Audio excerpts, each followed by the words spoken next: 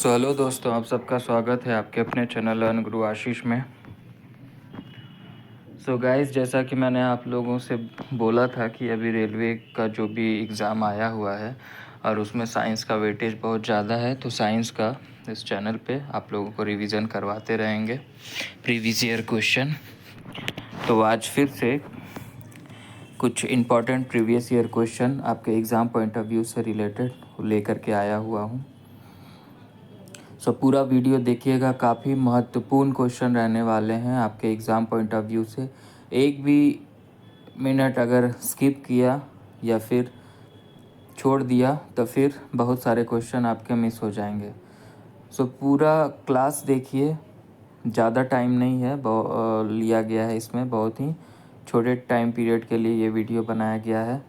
आपको देखने में भी कोई प्रॉब्लम नहीं है, आप आराम से देख सकते हैं। और ये जो भी 20 to 30 मिनट्स का जो भी सेशन रहेगा, ये आपके अपकमिंग रेलवे के एग्ज़ाम पॉइंट ऑफ व्यू से काफ़ी महत्वपूर्ण रहने वाले हैं। स्किप नहीं करना है, पूरा वीडियो देखिए। काफ़ी अच्छा इमेज के साथ आपको हर एक क्वेश्चन सॉल्व करवाया गया है। पूरा वीडियो देखिए, और आपको कैसा लगा ये वीडियो आप कमेंट पे बॉक्स पे कमेंट करके बताइएगा, ठीक है। और गाइस, ऐसे ही वीडियोस देखने के लिए जुड़े हमारे चैनल लर्न गुरु आशीष से। सब्सक्राइब कर लें, सब्सक्राइब वाला बटन आपको दिख ही रहा होगा नीचे, उस पर क्लिक कर दें।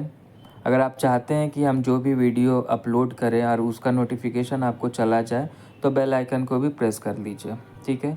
बेल आइकन भी दबा दीजिए, और जो भी नए हैं इस चैनल पे वो हमारे चैनल को सब्सक्राइब कर लें, ताकि पल पल का अपडेट आपको मिलता रहे, ठीक है। दोस्तों, चलिए स्टार्ट करते हैं आज के अपने पहले साइंस के क्वेश्चन के साथ।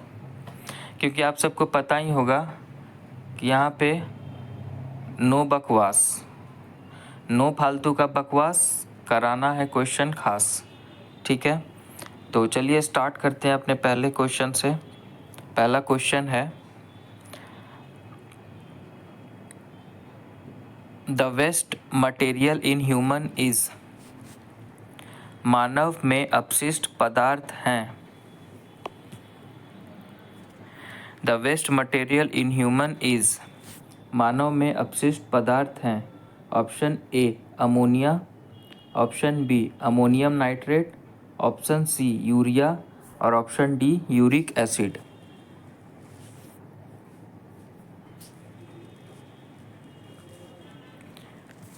चलिए, जो वेस्ट मटेरियल होता है ह्यूमन में वो क्या है? अमोनिया है, अमोनियम नाइट्रेट है, या यूरिया है, या फिर ये यूरिक एसिड है। तो दोस्तों, ये काफ़ी आई थिंक अगर आप लोग पहले भी पढ़े होंगे तो आप लोगों को पता चल गया होगा कि ये और कोई नहीं, यूरिया है। जो वेस्ट मटेरियल ह्यूमन में होता है वो यूरिया होता है, ठीक है। चलिए, और ये यहाँ पे यूरिया साइकिल आपको दिया गया है, आप इसको रीड कर लीजिएगा कि ये प्रोसेस कैसे चलता है, ठीक है। ये एक्सक्रीटरी सिस्टम में आपको ये मिल जाएगा, ठीक है। कभी टाइम होगा तो आपको एक्सक्रीटरी सिस्टम टॉपिक के भी बारे में एक वीडियो बना के अपलोड कर दूंगा, ठीक है। तो चलिए बढ़ते हैं अपने जो सही जवाब हो जाएगा क्वेश्चन नंबर 1 का, वो हो जाएगा ऑप्शन सी यूरिया, ठीक है। चलिए अब बढ़ते हैं अपने अगले क्वेश्चन की तरफ। Question number 2। क्वेश्चन नंबर 2 है, विच of the following is produced by malt. Which of the following is produced by malt. निम्न में से फफूंदी द्वारा किसका उत्पादन होता है? निम्न में से फफूंदी द्वारा किसका उत्पादन होता है? Option A chloroform, option B glycerine, option C penicillin, और option D quinone.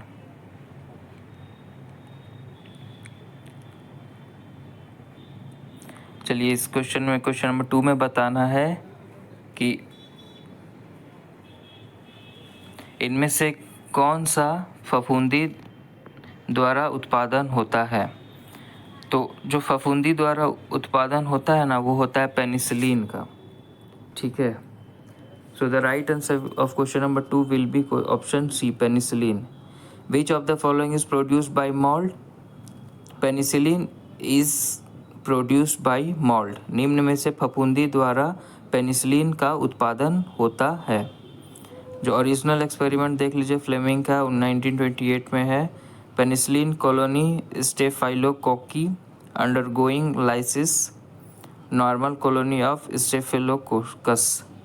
Modern experiment है स्ट्रिक कल्चर का, वो है penicillin colony, zone of inhibition और स्टेफिलोकोकस एरियोस कॉलोनीज स्ट्रिक कल्चर। सो ये देख लीजिएगा, ये देख लीजिएगा। ये देख लीजिएगा। बढ़ते हैं अब अपने अगले क्वेश्चन की तरफ। उससे पहले क्वेश्चन 2 का जो राइट आंसर हो जाएगा वो होगा ऑप्शन सी, पेनिसिलिन। चलिए अब अपने अगले क्वेश्चन की तरफ मूव करते हैं। Question number 3, what is the area of interaction between plant and animal called? What is the area of interaction between plant and animal called?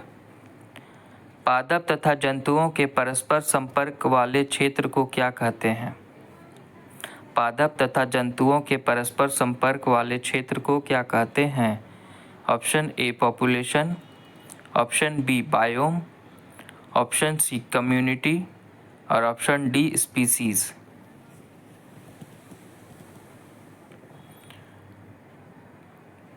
पादप तथा जंतुओं के परस्पर संपर्क वाले क्षेत्र को क्या कहते हैं?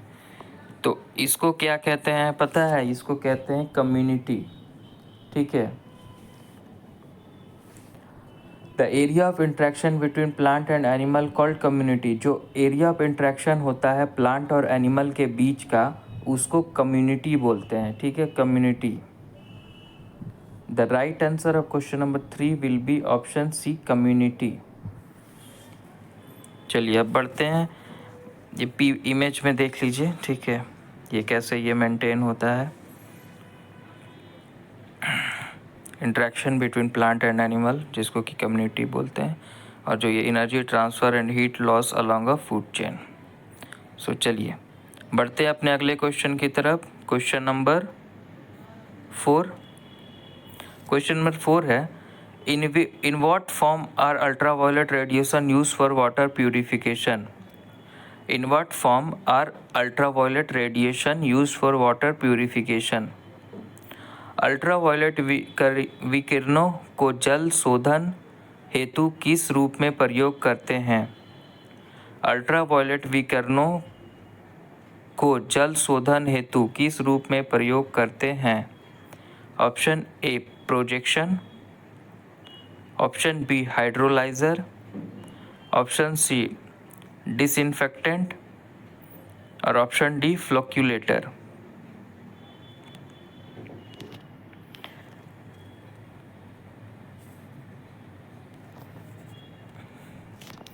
चलिए बताना है क्वेश्चन 4 में कि अल्ट्रावायलेट विकिरणों को जल शोधन हेतु किस रूप में प्रयोग किया जाता है। तो देखिए, इसको जो प्रयोग किया जाता है ना, वो किया जाता है डिसइंफेक्टेंट के तौर पे, मतलब डिसइंफेक्टेंट के रूप में इसको प्रयोग करते हैं। In what form are ultraviolet radiation use for water purification? In disinfectant form are ultraviolet radiation use for water purification. Ultraviolet विकिरणों को जल शोधन हेतु डिसइंफेक्टेंट रूप में प्रयोग करते हैं। ठीक है, चलिए बढ़ते हैं अपने अगले क्वेश्चन की तरफ। Question number 5, olive ridley is a famous. Olive ridley is a famous. Olive ridley एक प्रसिद्ध है। ऑलिव रिडली एक प्रसिद्ध है क्या? A cricketer, B species of turtle, C grass species और D none of the above.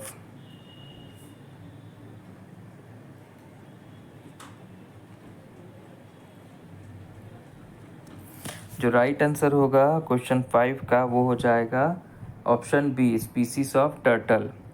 Olive ridley एक famous क्या है? स्पीसीज है टर्टल का। ये इमेज देख करके ही आप समझ गए होंगे कि आंसर क्या होने वाला है। ठीक है, तो चलिए अब बढ़ते हैं अपने अगले क्वेश्चन की तरफ। Question number 6।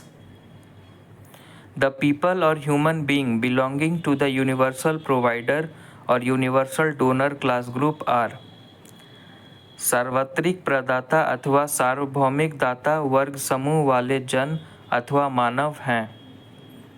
ए option B group, option C O group और option D A B group.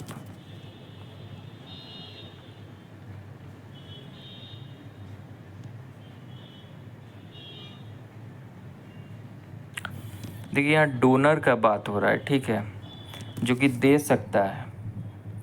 तो पीपल और human being belong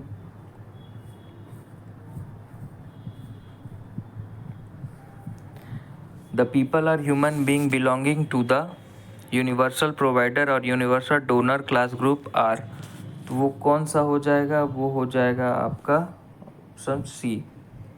the people are human being belonging to the universal provider और universal donor class group are option C O group. ठीक है, और यही recipient बोलेगा तो हो जाएगा कौन? A B. ठीक है, अब चलिए बढ़ते हैं अपने अगले क्वेश्चन की तरफ। क्वेश्चन नंबर 7 है। Elements present in the blood are. रक्त में उपस्थित तत्व है। Option A calcium, option B zinc, option D sodium और ऑप्शन डी आयरन।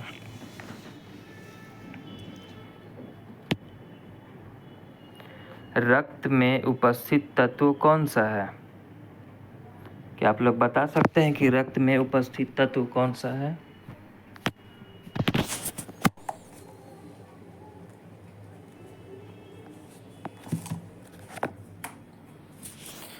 देखिए रक्त में जो उपस्थित तत्व है ना वो होता है ऑप्शन डी। ऑप्शन डी क्या है? Iron. Element present in the blood are iron. चलिए बढ़ते हैं अब अपने अगले क्वेश्चन की तरफ। Question number 8। A person of AB blood group can take the blood from a person of which blood group? A person of AB blood group can take the blood from a person of which blood group? AB रक्त समूह के व्यक्ति किस रक्त समूह के व्यक्ति से रक्त ले सकता है? Option A B group only, option B group only, option C A group only और ऑप्शन डी एनी ग्रुप।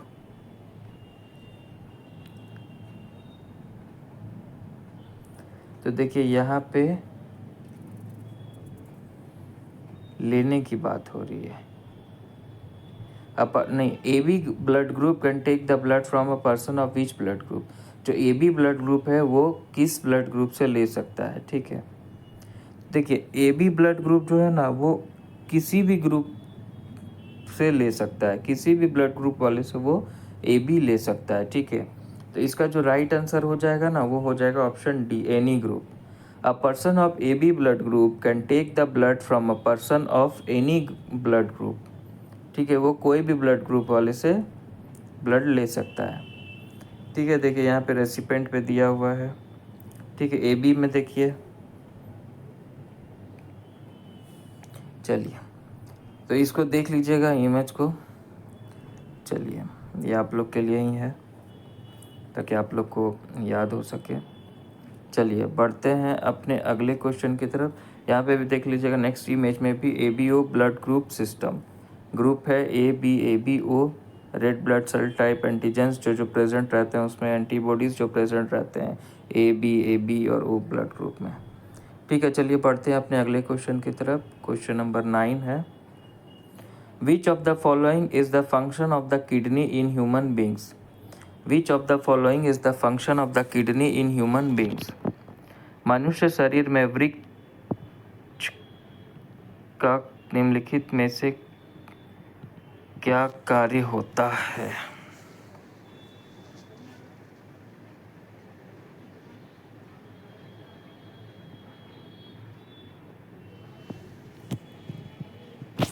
ये मिस प्रिंट।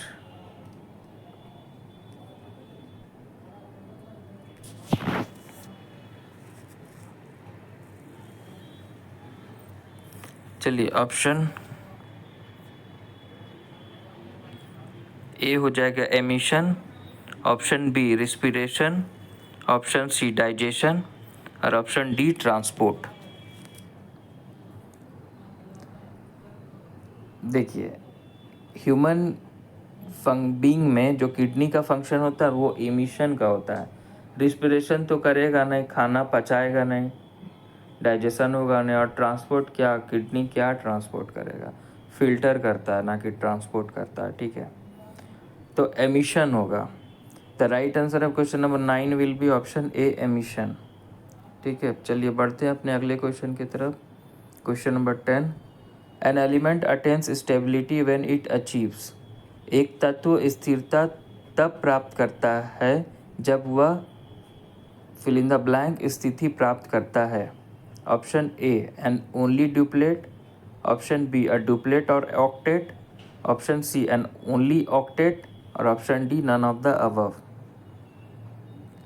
चलिए, ये सब क्वेश्चन भी बहुत पूछा जाता है ग्रुप डी में, एनटीपीसी में, एएलपी में, टेक्नीशियन में। देखिए एलिमेंट स्टेबिलिटी कब अटेन करेगा, जबकि वो अचीव कर जाएगा या तो अपना वो जो ऑक्टेट कंप्लीट कर लेगा या फिर डुप्लेट कंप्लीट कर लेगा। ठीक है, और ये कैसे कंप्लीट करेगा, तो या तो ट्रांसफ़र करके अपना इलेक्ट्रॉन को या शेयर करके अपना इलेक्ट्रॉन को। ठीक है, एटम्स विथ मोर और less than 8 valence electron participate in chemical bond to attain the octet.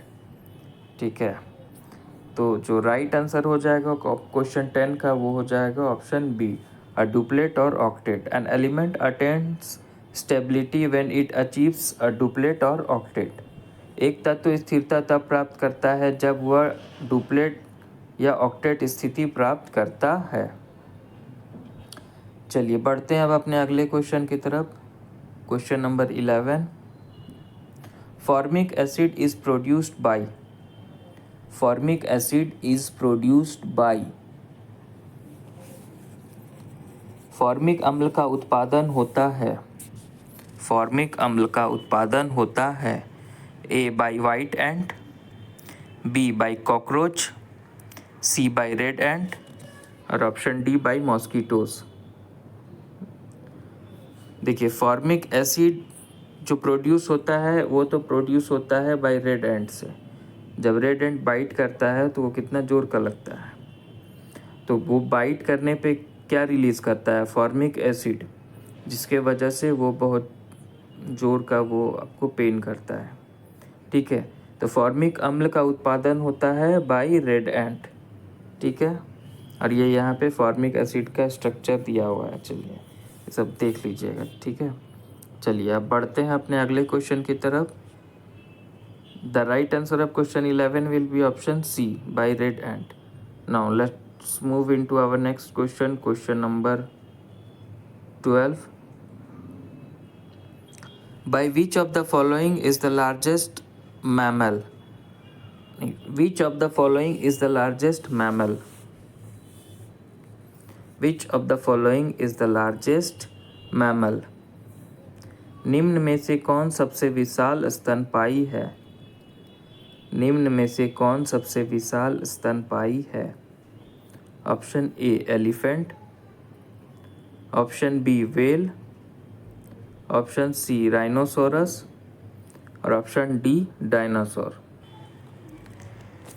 बताइए which of the following is the largest mammal. सबसे लार्जेस्ट मैमल कौन है, सबसे विशाल स्तनपायी कौन है, क्या एलिफेंट है, क्या वो व्हेल है, क्या वो राइनोसोरस है या वो डायनासोर है। तो जो सबसे लार्जेस्ट मैमल है ना वो है option B whale. Which of the following is the largest mammal, whale is the largest mammal. निम्न में से कौन सबसे विशाल स्तनपायी है, तो सबसे विशाल स्तनपायी व्हेल है। The right answer of question number 12 will be option B whale. चलिए बढ़ते हैं अब अपने अगले क्वेश्चन की तरफ। Question number 13। क्वेश्चन नंबर 13 है, विच of the following is the largest living bird on earth.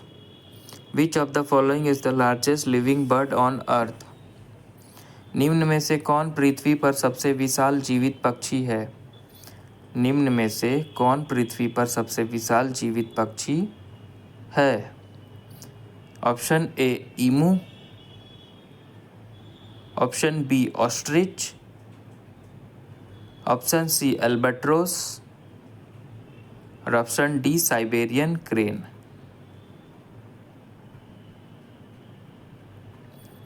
Which of the following is the largest living bird on earth?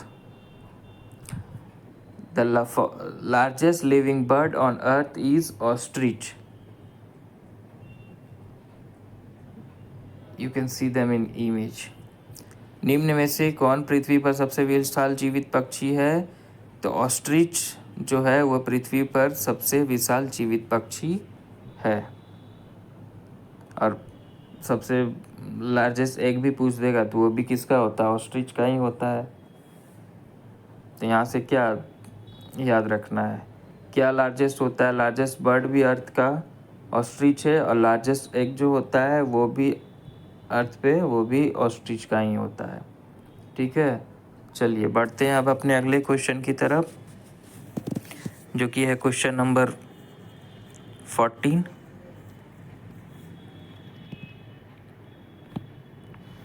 Question number 14 है, विच of the following is the smallest bird?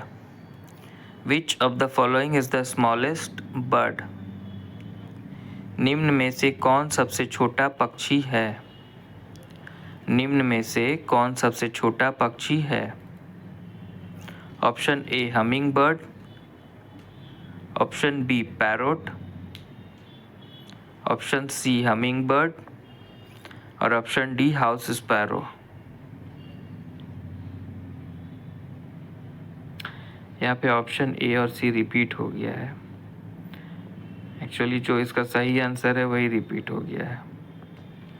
ठीक है, तो either option A और option C दोनों ही सही है। तो या तो आप ए टिक करिए या सी टिक करिए, या फिर यहाँ पे हाउस स्पैरो में हो जाएगा बोथ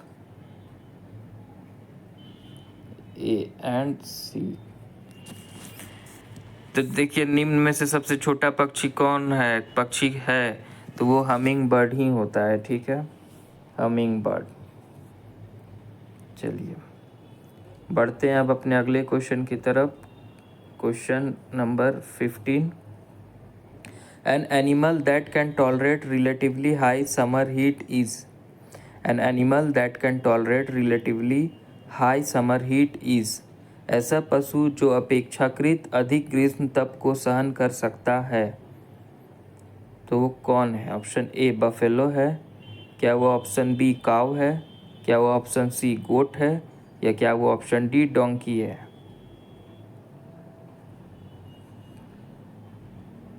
चलिए क्या आप लोग इसका जवाब दे पाएंगे?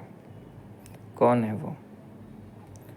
तो देखिए जो रिलेटिवली सबसे हाई समर हीट टॉलरेट कर सकता है वो एनिमल है गोट। ठीक है, गोट an animal that can tolerate relatively high summer heat. ऐसा पशु जो अपेक्षाकृत अधिक ग्रीष्म तप को सहन कर सकता है वह गोट है। ठीक है, चलिए अब बढ़ते हैं अपने अगले क्वेश्चन की तरफ। Question number 16। बीस वेनम इज। बीज वेनम इज। मधुमक्खी का विष होता है। मधुमक्खी का विष होता है। Option A acidic, option B alkaline, option C saline और ऑप्शन डी प्रोटीन। अब ऑप्शन डी प्रोटीन तो नहीं ही होगा, तो एक ऑप्शन ऐसे ही एलिमिनेट हो गया। अब बचा 3, तो सलाइन तो होता है नहीं, सैलिन नहीं होगा। अब बचा 2 में क्या होगा? क्या बीस वेनम जो होता है वो एसिडिक होता है या अल्कलाइन होता है? इसका ऑप्शन सही होगा वो होगा ऑप्शन ए, बीस वेनम इज एसिडिक। मधुमक्खी का विष एसिडिक होता है।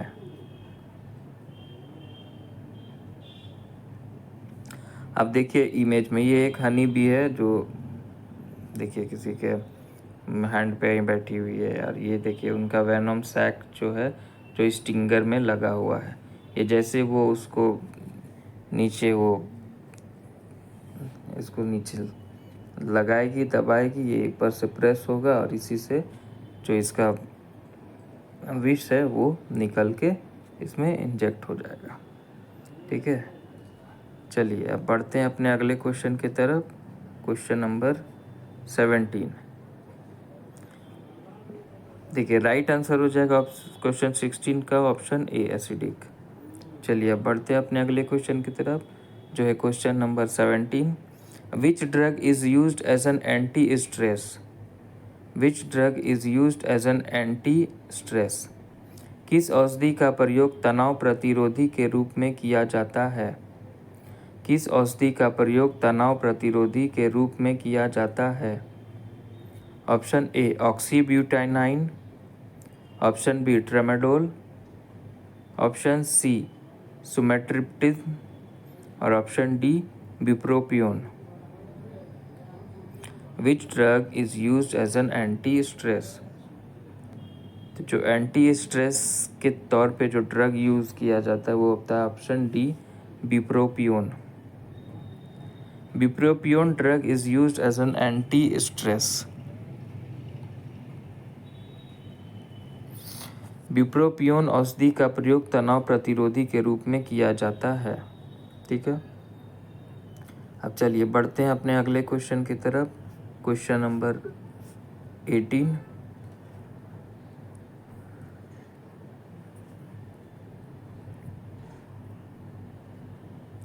Which of the following is an example of tissue? Which of the following is an example of tissue? निम्न में से कौन ऊतक का उदाहरण है? निम्न में से कौन ऊतक का उदाहरण है? Option A vein, option B stomach, option C blood और ऑप्शन डी लिवर।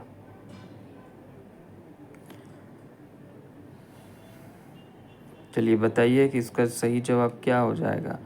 हम लोगों ने ये पढ़ा होगा, आप लोगों ने ये पढ़ा होगा या हम लोग ये पढ़े हैं कि ब्लड ही को बोला जाता है blood is a fluid connective tissue. ठीक है, तो इसी लाइन से ये क्लियर हो गया कि विच of the following is an example of tissue. तो वेन होगा नहीं, स्टमक होगा नहीं, लिवर होगा नहीं, क्या होगा? ब्लड होगा। निम्न में से कौन ऊतक का उदाहरण है? तो ऊतक का उदाहरण ब्लड है। Blood is an example of tissue. Which tissue? The fluid connective tissue. Now let's move into our next question, question number 19। Haemoglobin is the main builder और बिल्डर ऑफ। हेमोग्लोबिन मुख्य निर्माणकर्ता या निर्माणक है। Option A red blood cell, option B white blood cell, option C platelet और option D plasma. अब बताइए इसका क्या आंसर होगा। तो इसका जो आंसर होगा वो होगा option A red blood cell. Haemoglobin is the main builder और builder of red blood cell, option A. चलिए अब पढ़ते हैं अपने अगले क्वेश्चन की तरफ। Question number 20। Which drug is used as an anti diabetic drug? किस औषधि का उपयोग मधुमेह प्रतिरोधी दवा के रूप में किया जाता है? Option A metformin, option B zolpidem, option C promethazine और ऑप्शन डी हाइड्रालाइजाइन।